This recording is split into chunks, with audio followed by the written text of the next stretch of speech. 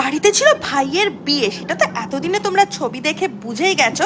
তো ভাইয়ের বিয়ের রিসেপশন কাটতে না কাটতেই পরের দিন ভোরবেলা 5টার সময় উঠে টোটাল গ্যাং নিয়ে রওনা দিলাম একবারে লং ড্রাইভের উদ্দেশ্যে।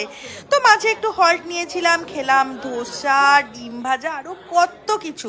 তারপরে সোজা চলে গেলাম বাড়ির পাশের সমুদ্রটায়, মানে বাড়ির পাশের মন্দারমণিতে। ওখানে ফাটাফাটি একটা রিসর্টে গিয়ে এই যে আমার ছেলে শুরু করে দিয়েছে দোলনা চাপতে। আর আমরা কি করছি দেখো শুধু একবার।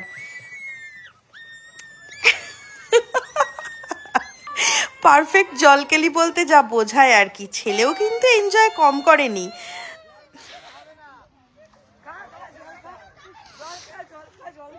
তো সবাই মিলে পুলে নাচানাচি করে যখন ক্লান্ত হয়ে সবাই ঘুমোচ্ছে, আমি কিন্তু পরের দিন ভোরবেলা মিস করি না অপরচুনিটি, সোজা চলে গেছি একেবারে সি বিচে।